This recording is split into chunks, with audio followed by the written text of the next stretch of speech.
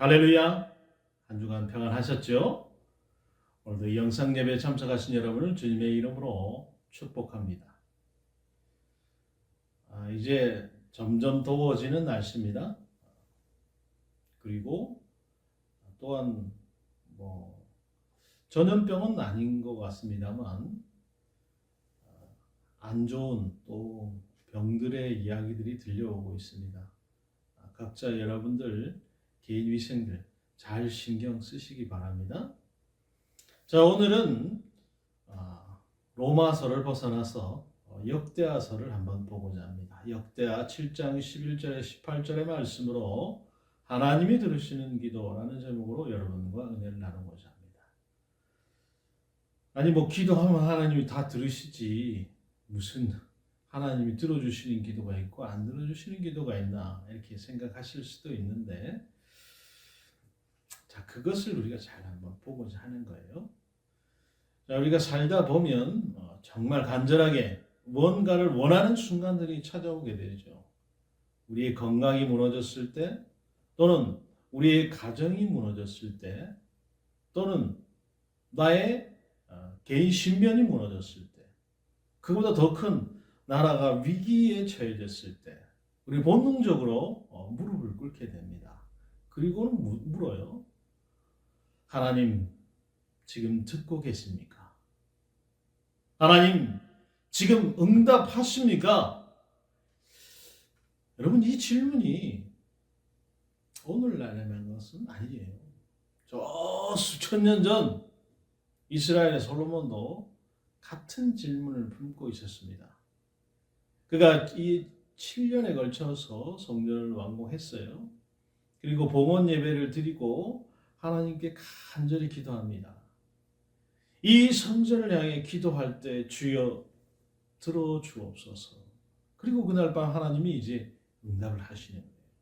오늘 보면 역대하 7장 11절에 21절까지의 말씀입니다. 오늘은 우리가 18절까지만 읽었습니다. 나머지 뒷부분은 여러분들께서 한번 읽어보시기 바랍니다. 그 기도에 대한 응답의 내용이에요. 자, 이 말씀 단순히 솔로몬 한 사람에게 주신 응답이 아닙니다. 하나님이 어떤 분이신지, 하나님이 어떤 기도에 응답하시는지, 그리고 하나님의 백성이 어떻게 살아야 하는지 그것을 담은 말씀이라고 할 수 있겠습니다. 특별히 이 14절의 말씀, 수천 년이 지난 오늘도 여전히 살아 움직이는 약속으로 우리 앞에 서 있다는 사실 여러분 기억하십시오. 내 이름으로 일컫는 내 백성이 그들의 악한 길에서 떠나 스스로 낮추고 기도하여 내 얼굴을 찾으면 내가 하늘에서 듣고 그들의 죄를 사하고 그들의 땅을 고칠지라. 아멘. 오늘 우리는 이 말씀을 통해서 하나님이 어떤 기도를 들으시는지, 그리고 그 기도에 응답하시는 하나님이 어떤 분이신지를 함께 생각해보는 귀한 시간이 되기를 원합니다. 자, 그 첫 번째로 하나님은 우리의 기도를 친히 들으시는 분이라는 거예요. 7장 16절에 보면 내가 이미 이곳을 택하고 거룩히 구별하여 내 이름을 여기에 영원히 있게 하였으니 내 눈과 내 마음이 항상 여기에 있으리라 그랬습니다. 하나님 솔로몬에게 주신 응답에 가장 먼저 눈에 들어오는 것이 있어요. 내 눈과 내 마음이 항상 여기에 있으리라 라고 하는 말씀이에요. 눈과 마음이 항상 있다는 게 무슨 뜻입니까?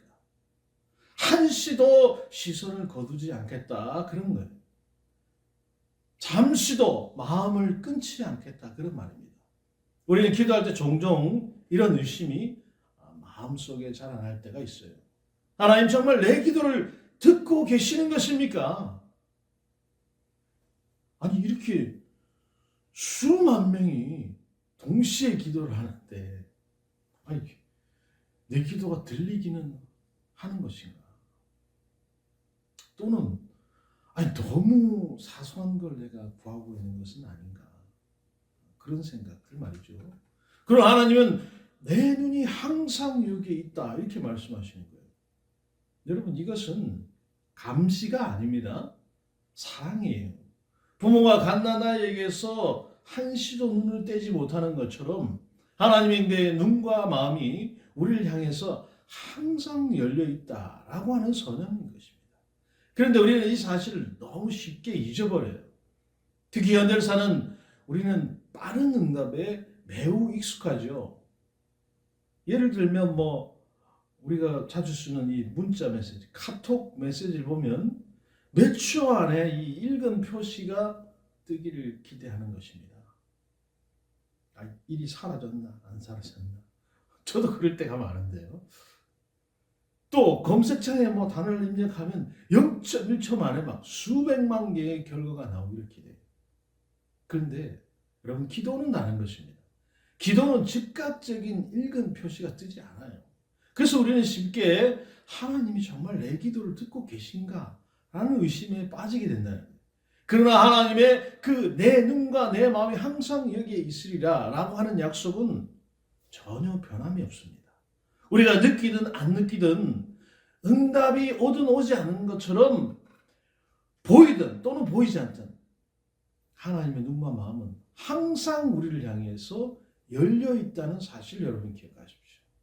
이사야 43장 1절이 이렇게 말합니다. 너는 두려워하지 말라. 내가 너를 구속하였고 내가 너를 지명하여 불렀나니 너는 내 것이라. 지명하여 불렀다는 것은 하나님이 우리 각자의 이름을 아시고 부르신다, 그런 뜻입니다. 하나님의 눈과 마음은 군중을 향한 것이 아니라 바로 우리 한 사람 한 사람을 향해 있다는 사실을 여러분 기억하십시오. 2023년 6월에 미국 켄터키주의 아주 작은 도시 윌모어에 있는 에즈베리 대학교에서 놀라운 일이 일어납니다. 인구 6천 명의 작은 도시에 있는 이 대학에서 이제 정기적으로 하는 그 채플이 끝난 후에 몇몇 학생들이 자발적으로 남아서 기도와 찬양을 이어가죠. 특별한 계획이 있는 것도 아니었어요. 그리고 유명한 강사가 있는 것도 아니었습니다. 그런데 그 기도가 멈추질 않았어요. 하루가 지나고 이틀이 지나고 이 소식이 이 소셜 미디어를 통해서 퍼져나가죠. 미국 전역에서 사람들이 막 몰려들기 시작했어요.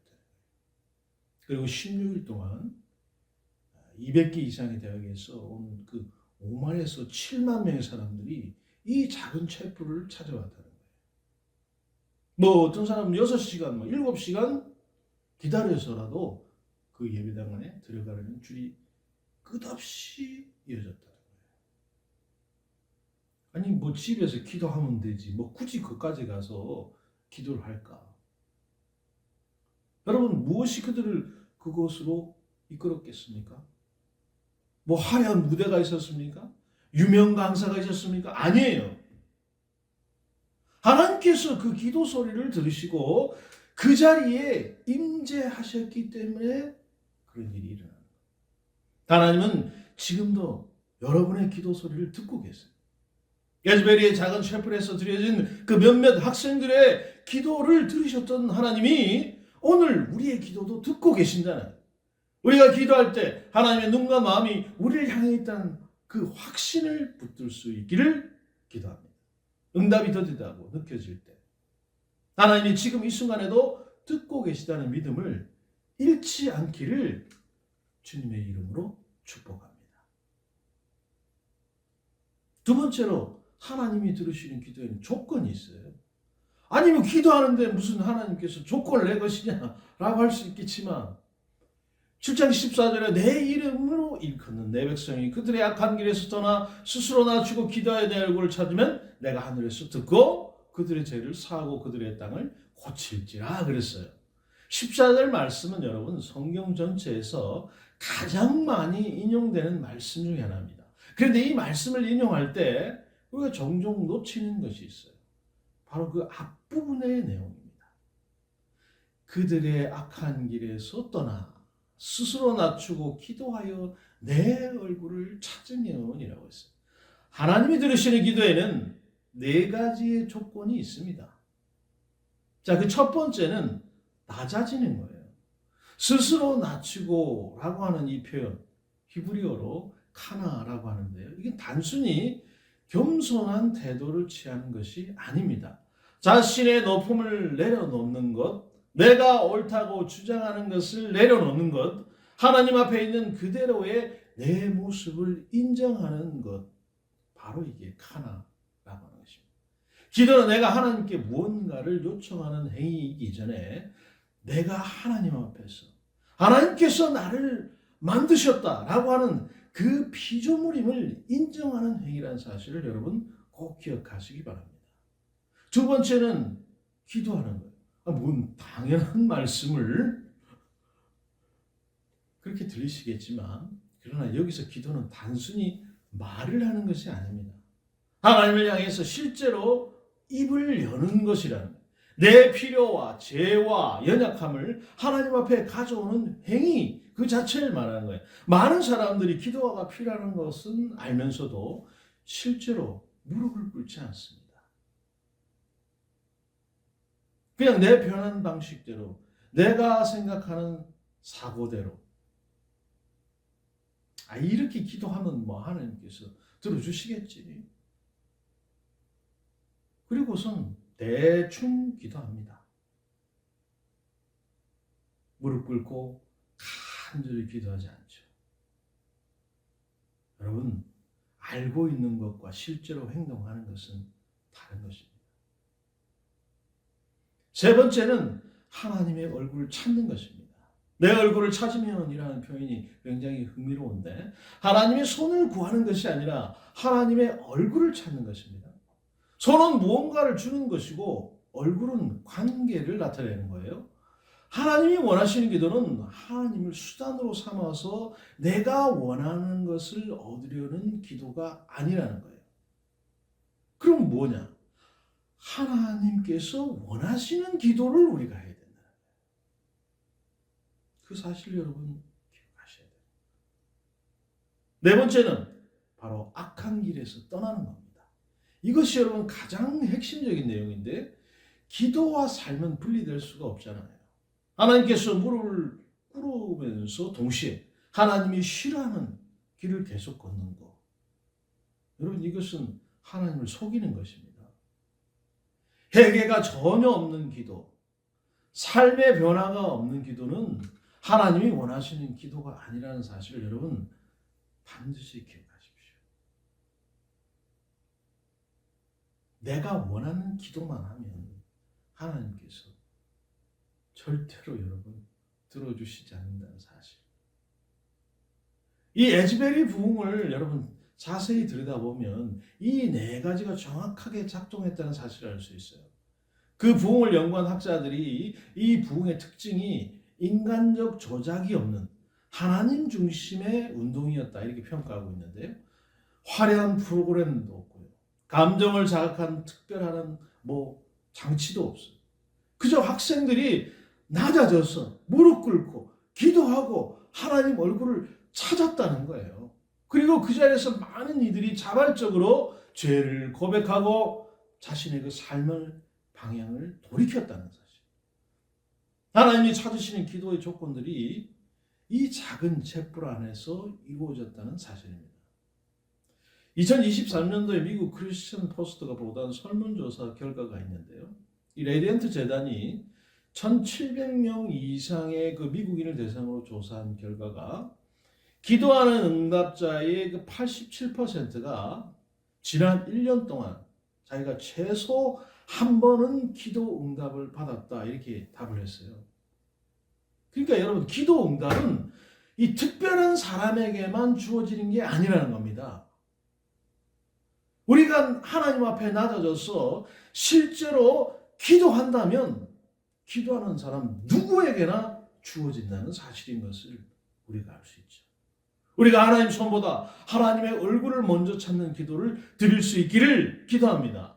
낮아짐과 회개가 함께하는 기도를 통해서 하나님의 응답을 경험할 수 있기를 주님의 이름으로 축복합니다. 세 번째로, 하나님께서는 반드시 응답을 하시는데 징계도 하신다는 겁니다. 역대하 7장 13절에 만일 내가 하늘을 닫고 비를 내리지 아니하거나 메뚜기들에게 토산을 먹게 하거나 전염병이 내 백성 가운데 유행하게 할 때에, 그랬어요. 본문에서 하나님 놀랍게도 재앙의 가능성을 직접 언급하시는 거예요. 가뭄, 메뚜기, 전염병, 이것들은 고대 이스라엘의 생존을 위협하는 가장 심각한 재앙들이었습니다. 그런데 하나님은 이것들이 우연히 일어나는 것이 아니고 하나님의 주권 아래에 있다, 이렇게 말씀하시는 거예요. 이 말씀이 불편하게 느껴질 수도 있어요. 아니 하나님이 재앙을 내리신다는 게 사랑의 하나님과 어떻게 조화를 이룰 수 있단 말인가. 그러나 여러분, 본문의 이 문맥을 전체적으로 보면 우리가 이해할 수 있어요. 하나님의 징계는 버리심이 아니라, 우리를 버리시겠다는 게 아니라 돌아오게 하시겠다라는 사실입니다. 여러분 19절과 20절 보십시오. 그러나 너희가 만일 돌이켜 내가 너희 앞에 둔 내 율례와 명령을 버리고 가서 다른 신을 섬겨 그들에게 절하면 내가 너희를 내 땅에서 뽑아버리리라 그랬어요. 하나님께서 경고하시는 것은 이스라엘이 하나님을 완전히 떠나서 돌이킬 수 없는 길로 가는 거예요. 징계는 그 이전에 주어지는 하나님의 경고이자 초대장인 것입니다. 그러니까 너희들이 그렇게 되기 전에 돌아오라 하는 신호죠. 우리는 멀지 않습니다. 2020년을 기억합니다.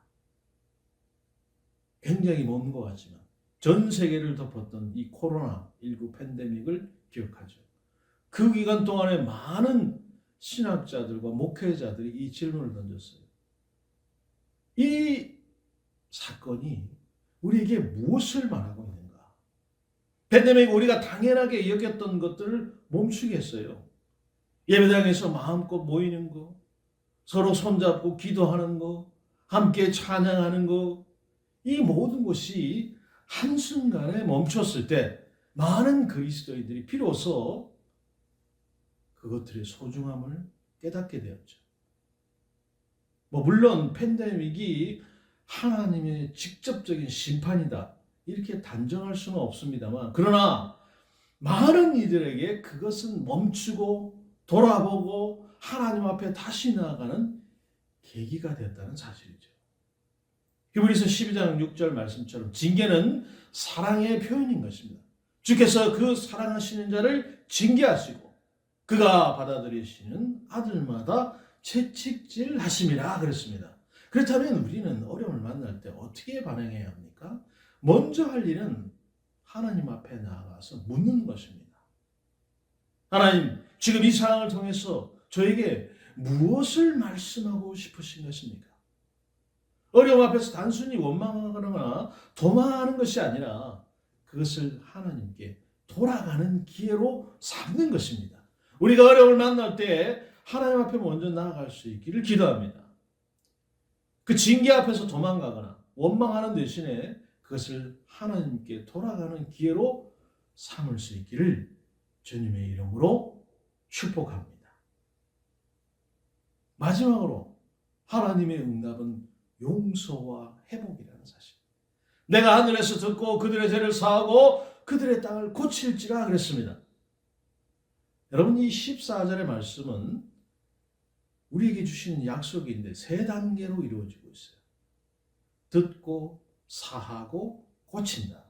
이 세 단 안에 여러분 복음의 핵심이 담겨져 있어요. 그 첫 번째로 듣는다는 것은 하나님이 우리 기도에 반응하신다는 거예요. 아무리 불러도 아무리 소리질러도 반응이 없다면 실망하겠죠. 근데 하나님께서는 무관심하지 않으신다는 겁니다.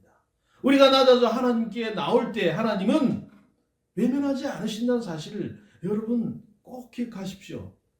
절대로 여러분의 기도를 외면하시지 않는 분이에요. 둘째는 사한다.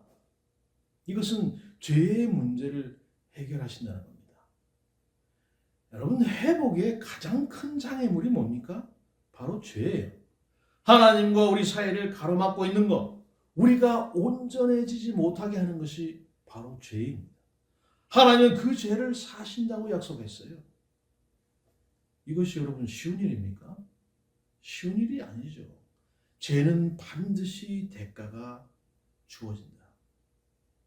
그래서 어떻게 하셨다고요? 하나님께서 독생자 예수 그리스도를 십자가에 내어주신 것입니다. 우리의 죄를 사하시기 위해서 하나님이 치르신 대가가 바로 십자가다라는 사실을 여러분 기억하십시오. 세 번째로 고친다라는 것은 회복이죠. 원어로 라파인데요. 여호와 라파 여러분 아시죠? 이것은 치유하다, 회복시키다 그런 말이에요. 하나님은 단순히 죄를 없애주시는 데서 멈추지 않아요. 상한 것을 치유하시고 무너진 것을 세우시고 잃어버린 것을 회복시키시는 분이에요. 그들의 땅을 고칠지라 그랬어요. 이 표현을 우리가 주목할 필요가 있습니다. 개인만이 아니라 그 땅, 즉 공동체와 사회까지도 회복시킨다. 그런 말이에요. 자, 이 약속이 실제로 여러분 성취된 사례를 우리가 최근 역사에서 찾아볼 수 있는데요. 저 아프리카 땅 르완다라는 곳이 있습니다. 르완다가 어디 있습니까? 아프리카 지도의 그 중간 부분에서 약간 정 가운데 위에 있는 지역이 르완다인데요. 이 르완다 지역 1994년부터 100일 동안 약 80만 명 이상이 학살된 그런 비극의 땅입니다. 왜 그런 비극이 벌어졌느냐? 바로 내전이 일어났어요. 이 땅 가운데도 여러분 지금도 각 지역 가운데 전쟁이 일어나고 있지 않습니까? 러시아와 우크라이나가 싸우고 있고 미국과 이란이 싸우고 있고요. 이란과 레바논이 싸우고 있고요. 각 도처에 여러분 전쟁입니다. 이 전쟁이 왜 일어나는 거예요? 도대체 하나님께서 다스리고 있는 이 땅 가운데 전쟁이 왜 일어납니다? 르완다의 이 전쟁 내전도 바로 이 종교 전쟁이었는데요. 종교 전쟁은 여러분 참 일반적인 전쟁보다도 훨씬 더 어떻게 보면 잔혹하다고 해야 될까요? 그렇습니다. 그러니까 겉으로는 종교 전쟁이지만 실제로 그 이면을 보면 사람들의 욕심, 개인의 어떤 영리가 그 안에 표출돼서 나오는 거죠. 십자군 전쟁도 여러분 십자군이 무슨 가서 저 나라를 완전히 그리스도의 나라로 만들겠다 그래서 한 전쟁이 아닙니다. 그 안에는 이권이 있어요. 이권. 이 르완다도 마찬가지였어요. 이 후투족과 투치족 사이에 이 처참한 내전이 일어났는데요. 인류 역사상에 가장 빠른 속도로 자행된 집단 학살이었습니다. 자, 학살이 끝난 후에 이 나라는 어떻게 됐겠습니까? 폐허가 됐겠죠. 그 내전이니까 가해자와 피해자가 전쟁이 끝났는데 어떻게 해요? 같은 마을에 살고 있는 거예요. 아니, 쟤가 우리 가족을 죽였는데 쟤를 어떻게 해야 되지? 같이 살아야 된다. 불가능해 보이는 그런 현실이잖아요. 그런데 르완다는 이 기독교 신앙을 기반으로 한 가카카 재판 제도를 도입을 했어요. 그러니까 가해자가 공동체 앞에서 나와서 죄를 고백하고 피해자가 용서를 선택하는, 참 쉽지 않죠. 죄가 내 가족을 죽였는데 죄를 고백한다고 해서 내가 죄를 용서해 준다? 참 불가능해 보이는 그런 재판 제도예요. 그렇지만 수많은 그리스도인들이 기도하면서 용서를 선택했다는 겁니다. 국제사회가 이게 가능하리라 보지 않았어요. 그러나 여러분, 오늘날 르완다는 아프리카에서 가장 빠르게 성장하는 나라 중에 하나가 되었어요. 학살의 땅이 바로 회복의 땅이 된 것입니다. 하나님이 그들의 땅을 고치신 거예요. 이것은 여러분 역사적으로 기록된 사실입니다. 개인의 기도와 회개가 공동체의 회복으로 이루어질 수 있다는 것. 하나님의 고치심은 개인을 넘어서 사회와 나라까지 미친다는 것을 르완다의 역사가 보여주고 있습니다. 우리가 개인의 회복에만 머물지 않고 우리가 속한 가정과 또 교회와 사회의 회복을 위해서 기도할 수 있기를 주님의 이름으로 축복합니다. 하나님의 고치심이 우리를 통해서 이 땅 가운데 흘러가기를 기도합니다. 자, 결론적으로 하나님의 눈은 지금도 열려 있다는 사실. 우리가 이 역대하 7장 말씀을 통해서 오늘 4가지의 중요한 사실을 알게 되는데요. 하나님의 눈과 마음은 항상 우리를 향해 열려 있다는 사실이에요. 또 하나님이 들으시는 기도는 낮아짐과 회개와 하나님을 찾는 기도라는 사실. 어려운 때로 하나님이 우리를 돌이키시는 사랑의 도구입니다. 그리고 우리가 그 기도를 드릴 때 하나님은 반드시 들으시고 사하고 고치신다는 사실을 여러분 꼭 기억하십시오. 에즈베리의 작은 셰퍼에서 몇몇 학생들이 드린 기도가 2달 만에 수만 명을 불러서 모은 부흥이 되었어요. 루안다의 표 위에 드려진 용서의 기도가 한 나라를 회복시켰어요. 하나님은 지금도 우리의 기도를 들으시고 응답하시고 고치시는 분이십니다. 지금 이 자리에 이 말씀을 듣고 있는 여러분은 어떻습니까? 오랫동안 기도하고 있지만 응답이 없는 것 같아 지치신 분들이 계십니까? 삶이 너무 힘들어서 하나님이 나를 잃어버리신 것은 아닌가 이렇게 느끼시는 분이 계십니까?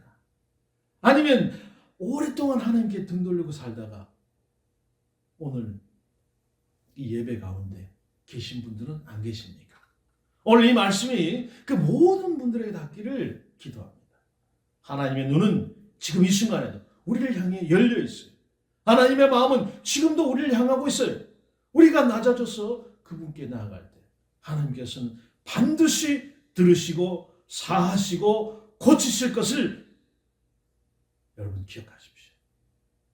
그리고 오늘 이 14절의 약속을 오늘 우리 모두의 약속으로 붙드시기를 원합니다.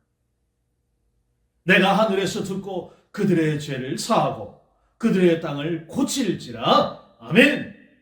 이 약속 붙들고 무릎을 꿇는 우리 모두가 되기를, 그리고 그 기도를 통해서 개인과 가정과 이 땅의 회복을 경험하는 복된 삶을 살아가시는 저와 여러분 우리 예수 은혜교회가 되기를 주님의 이름으로 축복합니다.